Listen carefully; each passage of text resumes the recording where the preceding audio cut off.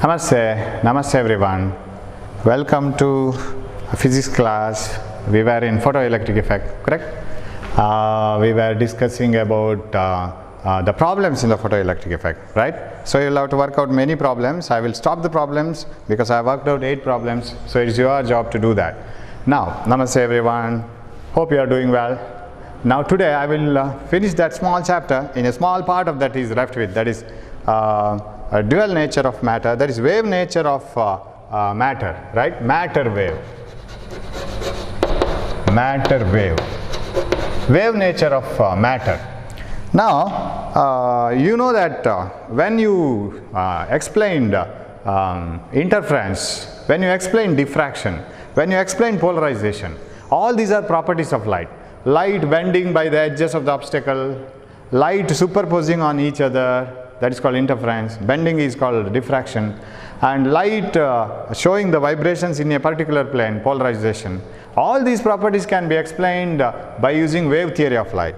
That is the only theory which can explain. So if you want to explain interference, not only interference but also reflection, refraction, everything can be explained, and diffraction, polarization, all these things can be explained using wave theory of light. Here we take that light is a wave. It is a sort of disturbance traveling from one region to another region, right? So that disturbance carries energy. And when we explain photoelectric effect, right? When you come to photoelectric effect, no theory or no wave theory could explain photoelectric effect. So only the experimental observations were given by Harish Shasthri and his followers, Hallwach and Leonard. And later on, the theory of Max Planck, that is quantum theory, was used by Einstein in explaining photoelectric effect. And so many scientists, right? So the experimental observation, that discovery or invention is from Harish Shasthri and Hallwach Leonard. Whereas the explanation, the theory is of Max Planck. Explanation is from Einstein. So Einstein got the Nobel Prize. So photoelectric effect can be explained by taking the light as a particle or photon. And here Einstein says, as soon as the light falls, electrons come out. And there is no time lag, very small, 10 to the power minus 8 seconds to 10 to the power minus 9 seconds. Very small time lag between the light going in and coming out. Now, if it is the case, Einstein says it is a particle-particle collision. Take photons as particles, electron as another particle, however it is a particle. They collide, exchange energy, and electron comes out. So you have to take light as a particle. So then what is light actually? Light sometimes behaves like a particle and sometimes it behaves like a wave. Now, another scientist called de Broglie, we pronounce it as de Broglie, some people say, de Broglie or de Broglie. He suggested a new idea that light has wave-particle duality. It can sometimes behave like wave, sometimes like particles. As if some people, some students are very, very calm and quiet in college. But as soon as they go home, they are wild like anything. They are very, very arrogant and quarreling with the parents and fighting for each and everything. So such students are also found. But in college they are very calm and quiet. When the parents come and say that, when they talk to us, we start saying, he or she is very quiet in the class. Then the parents stare at us. Is it so? He is not like that in our house and he is like this. So they have a dual nature, right? Similarly, light has dual nature. When light shows polarization, diffraction, interference, reflection, refraction, it acts like a wave. And you could explain only using wave theory. When it shows photoelectric effect, you can't explain it using wave theory of light. Wave theory fails in explaining photoelectric effect. Sir, why can't we apply wave theory in explaining photoelectric effect? You can explain it, not possible. For any wave which has the vibrations, intensity of a wave is given by 2 pi squared f squared a squared rho v. You see, intensity is directly proportional to square of the amplitude. This formula is very important. I have told this while explaining interference, right? Intensity of any wave is 2 pi squared f squared a squared rho v. That means intensity of a wave is directly proportional to its amplitude. More and more the amplitude of the wave, more and more will be the intensity. It will be more energetic. That means if we say that in photoelectric effect that when the light of suitable frequency falls, electrons come out. If the frequency is less, it is not possible. But wave theory says, according to wave theory, you need not increase the intensity, you need not increase the frequency to increase the energy. Increase the amplitude of the wave. That is enough. Why you need to increase the frequency only? You can increase the amplitude also. So according to wave theory, increase in intensity means increase in amplitude. When the amplitude is increased without changing the frequency, you must be able to get photoelectrons. Simply go on increasing the amplitude of the wave for the same frequency. Sir, how to increase the amplitude for the same frequency? See, this is number of cycles repeated in 1 second. Increase the amplitude, but don't change the number of cycles repeated. Same number of cycles repeated. Increase the amplitude for the same number of cycles repeated. If you increase the amplitude, that increases the energy, so you should get more and more energetic electrons. But practically, it is not found at all. Practically, it is found that when intensity increases, it is not the kinetic energy of the electrons increasing, it is the photoelectric current which is increasing. And Einstein told it using photon theory, quantum theory, that when intensity is increased, more number of photons are falling, that is why more number of electrons are removed. Beautiful explanation, but you have to follow quantum theory. Wave theory fails to explain photoelectric effect, because according to wave theory, when you increase the intensity, you are increasing the amplitude. That means you are increasing the energy. Photoelectrons must have come out with more energy, but it doesn't happen so. Fail. You can't use wave theory. So if wave theory is applied, when intensity is increased, amplitude increases, energy increases, that means lesser frequency, more intensity light must be able to produce more energetic electrons. And intensity has no relation with energy. There in quantum theory, so intensity has no relation with the kinetic energy of photoelectrons in that theory, so this theory fails. That is one thing. And another thing is, according to wave theory, light is a continuous energy format, and it is not like packets of energy or so many photons coming and all identical photons, not like that. It is continuous energy coming from the source. If it is so, I have told this, if take a surface, if that frequency is not good enough to remove the electrons, keep the same frequency, go on incidenting the light on this. Then as the energy falls more and more and more, one by one, electrons must have collected the energy. When the energy is sufficiently larger, they must have come out. But it doesn't happen so. According to wave theory, since it is a continuous wave, any energy is continuous, it is not like packets. When you expose a material to continuous radiation for a long time, after a long time electrons will collect the energy and make it sufficient, should have come out, but it doesn't happen so. If the frequency is less than threshold frequency, how long you put that energy to the surface, electrons never come out. They do not come out of the material, so wave theory fails again. Of course, this is not a very important question. Why wave theory couldn't explain photoelectric effect, but read it, it's an interesting one. So the two factors fail in explaining, but Einstein's use of quantum theory has given satisfactory explanations on all the observations. Okay, now, so De Broglie suggested that light sometimes acts like a particle and it behaves sometimes like a wave.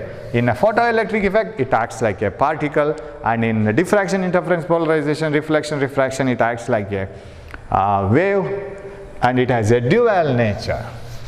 Dual nature of matter. Dual nature. Right?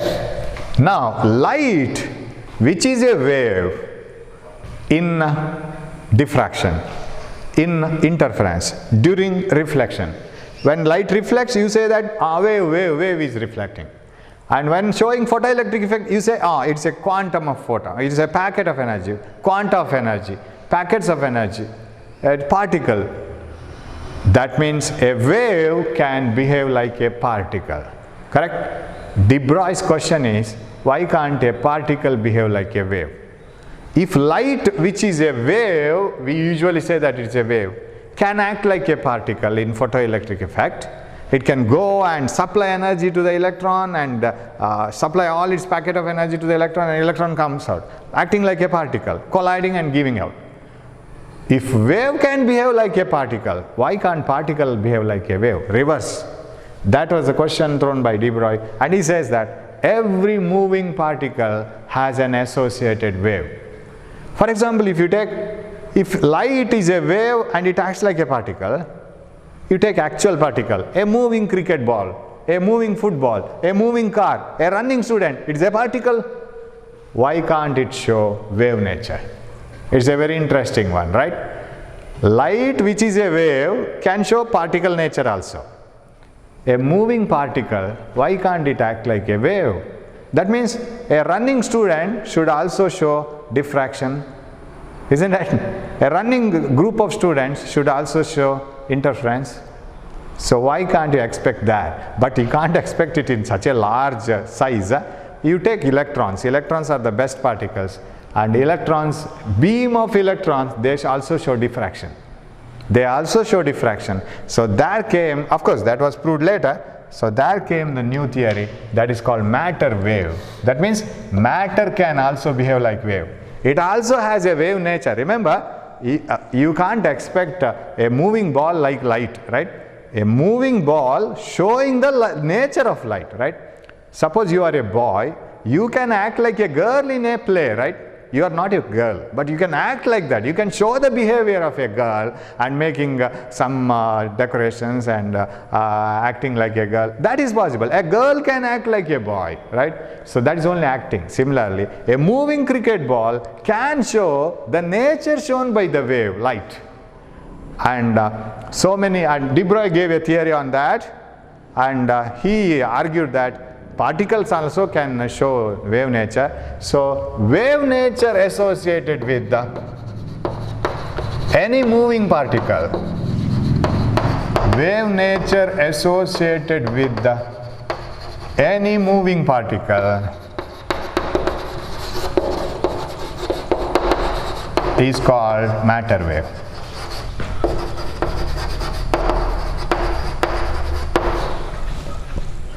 If a moving particle is having the wave nature, it can also show some nature like light, what light has shown, then it is called matter wave. And sir, then can we see the nature like light for a moving football? And it is very difficult to see that, but it has got a nature, matter wave nature, but just for external appearance it cannot be seen. You can't see a ball showing the diffraction so easily, right? Bending of light, like bending of light. So wave nature associated with any moving particle, remember, it should move, is called matter wave. That is de Broglie's matter wave, de Broglie's matter wave.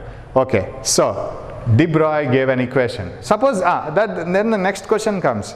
If a moving cricket ball, a fast moving electron, you can accelerate an electron between positive and negative electrodes of a cathode and anode, cathode tube.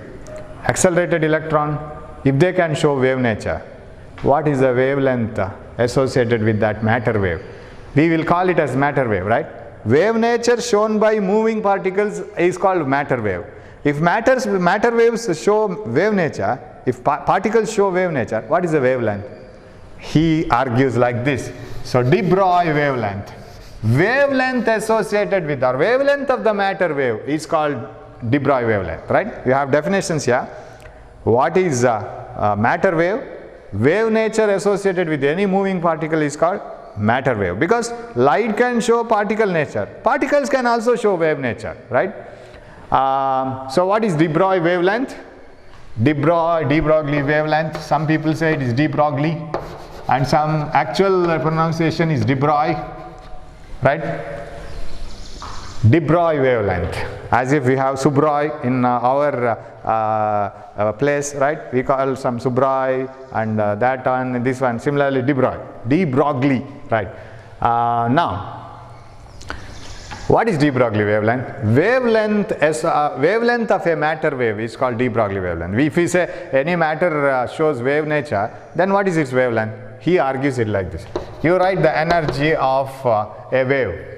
We write it like h nu, and we also write energy of a particle, mc square, you know, Einstein's mass energy relation. This is associated with a particle. This is associated with a wave. Any wave will have a frequency h nu, and if it is equal to mc square, you multiply this 1c you bring here. H nu is equal to mc into c. 1c you bring it here. H nu by c is equal to mc. What is mc? Mass into velocity. You know what is mass into velocity?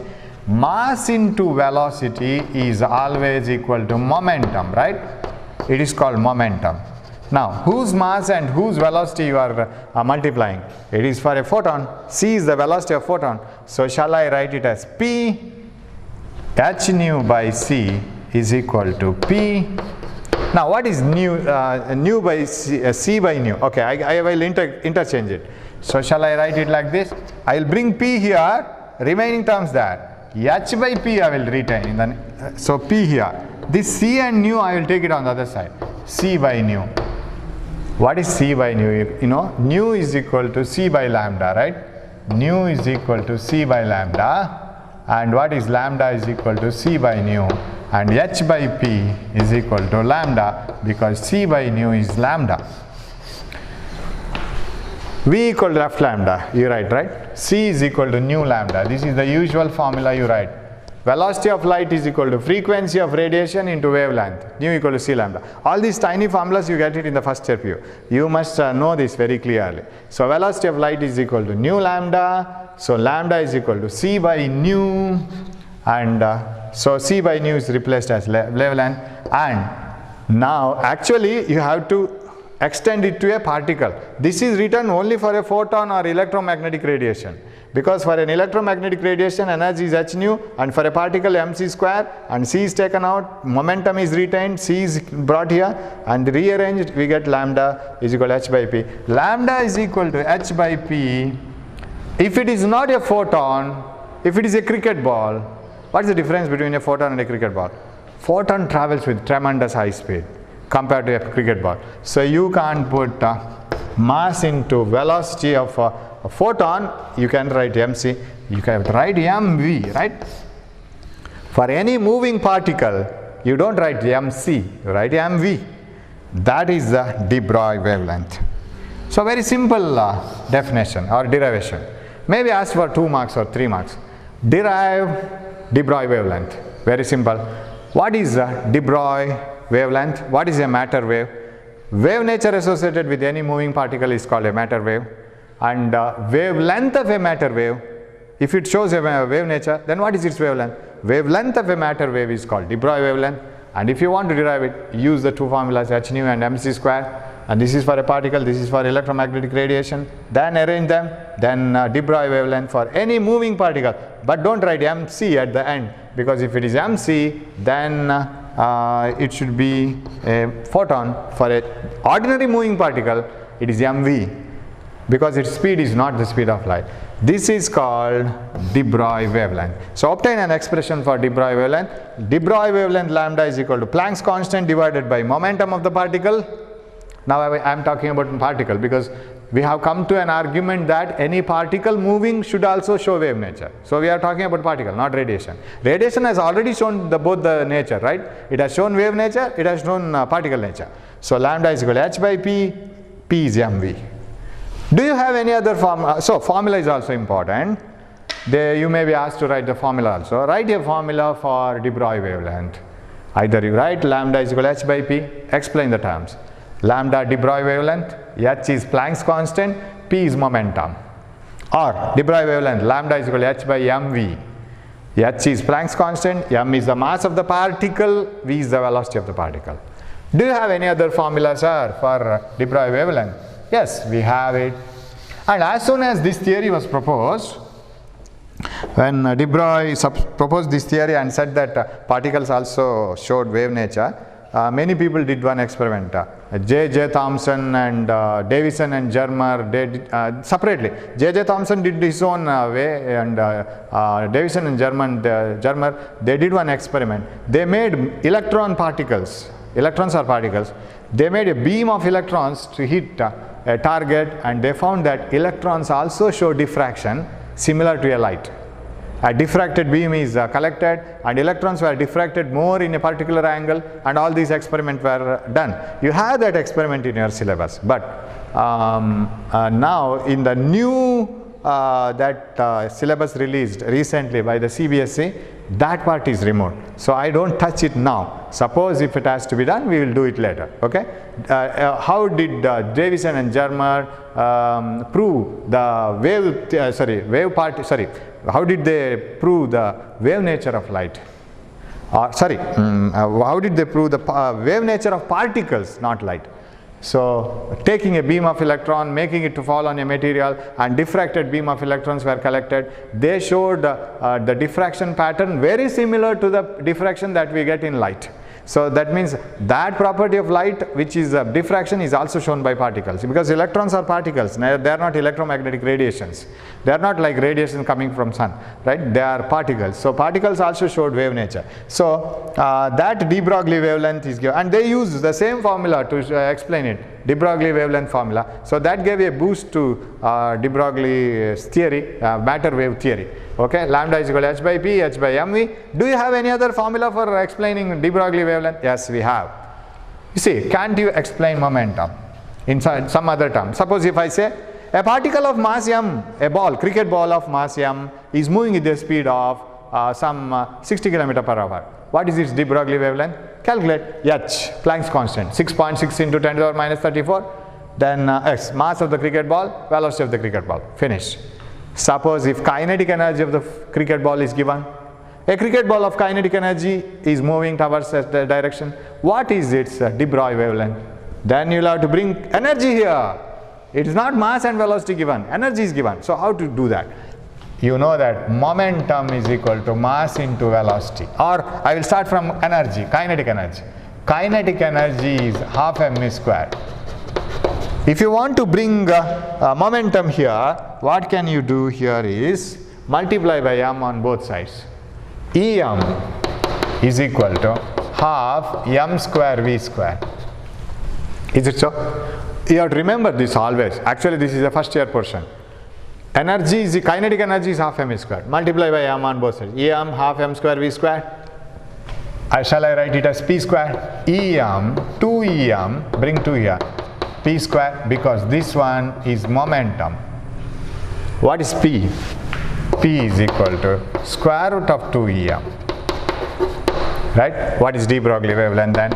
H by P, h by mv, but momentum is nothing but h by square root of 2em, where E is kinetic energy. Third formula. You have a series of formulas, right? So if kinetic energy of the particle is given, what is the wavelength associated with the de Broglie wavelength or de Broglie wavelength? That is h by square root of 2em. If velocity and mass are given, this one. If momentum is directly given, h by p. Does de Broglie wavelength of a matter, of a particle, depend on kinetic energy? Definitely. It depends on the kinetic energy. Does de Broglie wavelength depend on mass of the particle? Yes. Does de Broglie wavelength depend on momentum? Yes. Does it depend on velocity? Yes. How does de Broglie wavelength vary with the momentum? Inversely proportional to momentum. How does de Broglie wavelength change with energy? Inversely proportional to square root of energy. Very careful. Not inversely proportional to simple energy, square root of energy. So de Broglie wavelength, third formula. Fourth formula. Always, if you want to see the wave nature of any particle, it should move with very high velocity. You can't see the wave nature associated with a car, with a football, with a cricket ball so easily. It is very difficult. Its wavelength is very, very less. You can't notice at all. If you want to see the wave nature associated with the particle, take a very high, fast moving particle. Which particle can be accelerated to such a high velocity? A beam of electrons. How? A beam of charged particles. For example, proton. Now proton is very difficult to, okay, you can use a proton. You can use an alpha particle. So how to accelerate them? I'll rub this part because you have all the formulas.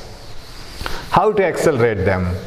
How to get them accelerated? Now, any moving particle Any charged particle can be accelerated using a vacuum tube. Here is an anode and cathode, you know this, and give it to a high potential difference like this, a series of high tension battery V.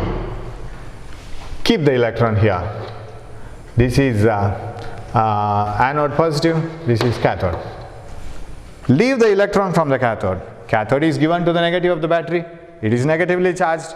Anode is given to the positive of the battery, it is positively charged. Electron is negatively charged. So cathode says simply move away because they repel, because this is connected to negative. Anode says come here, I am ready to receive you. What will happen to the electron? Electron will start moving towards anode. It is accelerated towards the anode. More the potential difference you give, faster will be the motion of the electron. Electron moves faster and faster and faster. By the time it ends here, by the time it reaches the anode, its velocity will be very, very high. And how much is the kinetic energy gained by the electron? Already we have worked out about this when defining 1 electron volt, right?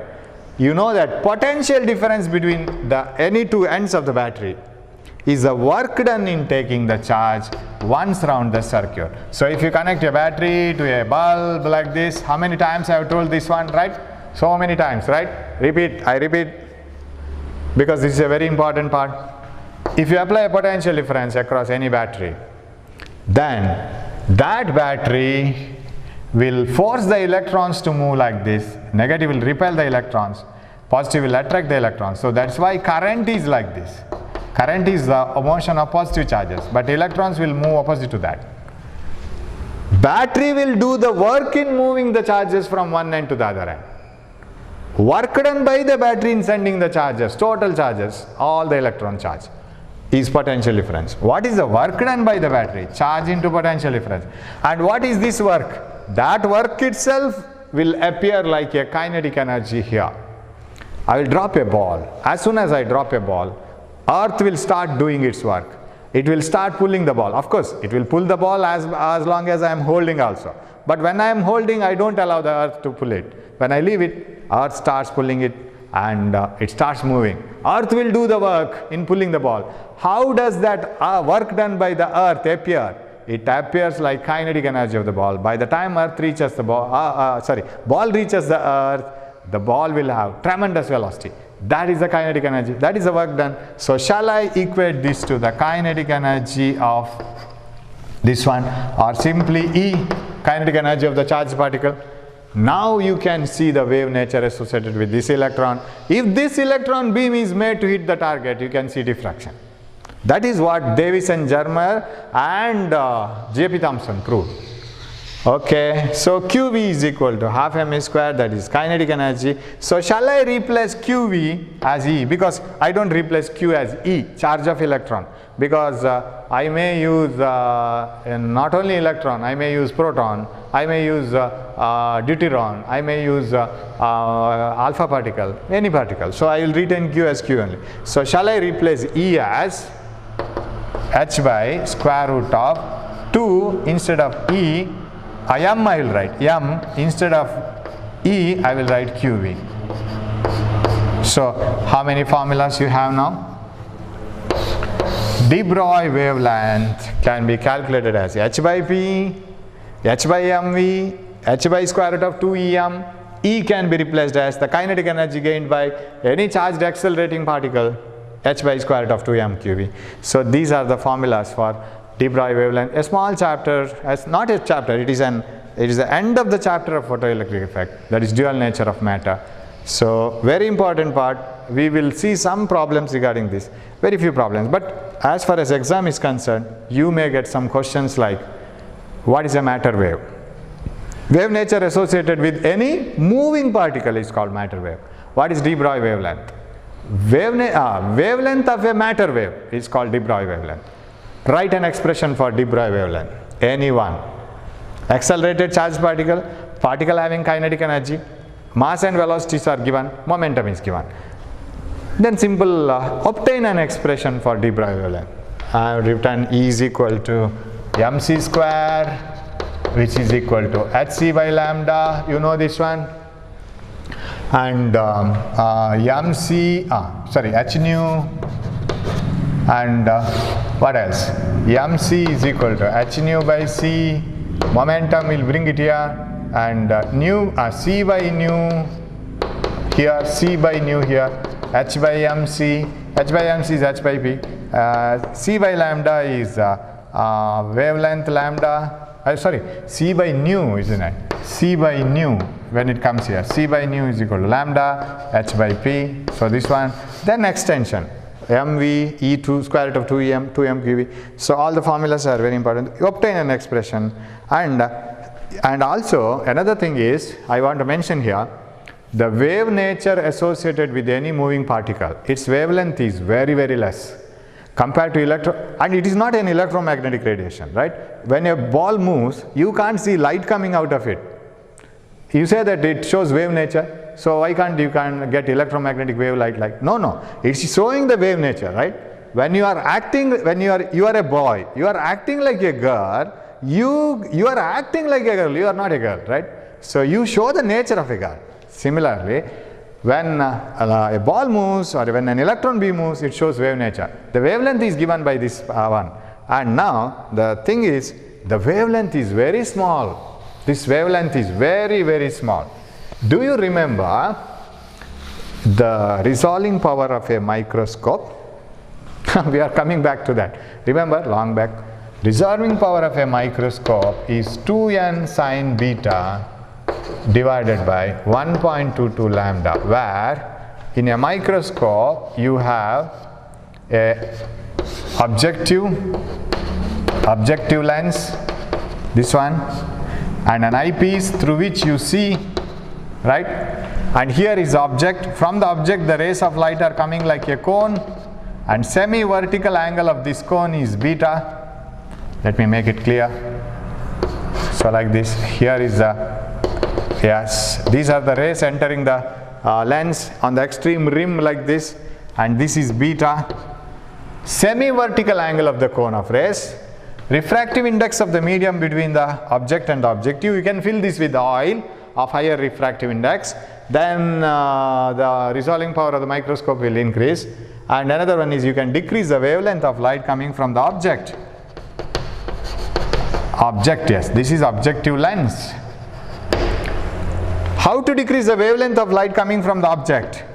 Illuminate it with different light. Put a light, different light here. Which light? Of lower and lower wavelength. Which is better? Instead of visible, come to the lower wavelength, ultraviolet. Sir, can't we go for still lower wavelength? X-rays, gamma rays? Oh, harmful. Not suggested.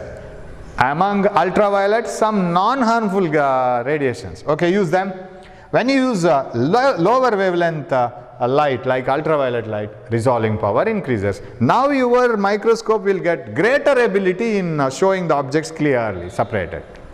Resolving power is more. It can show even closely lying objects as separate objects. Okay. Such microscopes which use ultraviolet light are called ultra microscopes. They have higher resolving power since their wavelength is lesser than visible light. So wavelength comes in the denominator. Now why can't we use matter wave principle? A beam of electrons to scan the object instead of electromagnetic radiations. Because matter wavelength, that is Deprive wavelength, is very, very small associated with any moving particle. If you calculate the wavelength of a moving particle, nature of wavelength, it's very, very less. Such microscope which use the dual nature of matter, that is matter wave principle, any moving particle will have a wave nature, that principle, Deprive wavelength principle. Such instruments, such microscopes which use matter wave and Deprive wavelength, they have tremendously high resolving power because wavelength is very, very less for them, and such microscopes are called electron microscopes. See, instead of light, we are using a beam of electrons, particles to scan the object, because if electrons show wave nature, their wavelength is very less, and such a microscope will have high resolving power. But that microscope doesn't look like our ordinary microscope because we have to use a beam of electrons to scan the object. After scanning, you shouldn't use a glass lens because electrons have to pass. You should use a magnetic field to concentrate or focus all these electron beams, and there are so many things involved in this. But electron microscopes are based on the principle that any moving particle shows wave nature, and the wavelength associated with moving particle is called Deprive wavelength, and Deprive wavelength is very less. That's why electron microscopes have high resolving power, because lambda comes in the denominator. So that is the case, right? So this is a small part of the theory, and I will come in the next class with the suitable amount of problems. Well, not two problems. You have that problems in your paper. I have not given the theory notes of this. I will give you this, and so 1 or 2 marks question, at the maximum 3 marks, that derivation hc by lambda, explain the formula and such things. But you must know the idea behind this, because this is a landmark invention, and this gave to so many other inventions, right, like electron microscopes and all. So it's a very different thing to think, right? Imagining light itself is a very difficult task, but we see the light in day-to-day life, and understanding light itself is a difficult task, and particles showing the property like light is much more difficult. But if you go deep into that, it is true, and that helps. And finally we have used it for the use of mankind. You see how it is used in electron microscope, such a high resolving power instrument. So everything finally comes to the help of mankind. So study them at least for the knowledge, and 1 or 2 mark questions, very important, because you have less things to study, and that definitely you can expect 2 marks question or 3 marks question or 1 mark. So you can get the full mark. So hope you will keep it in touch with this. We will meet in the next class. Thanks for watching my class, and take care of your health. Thank you.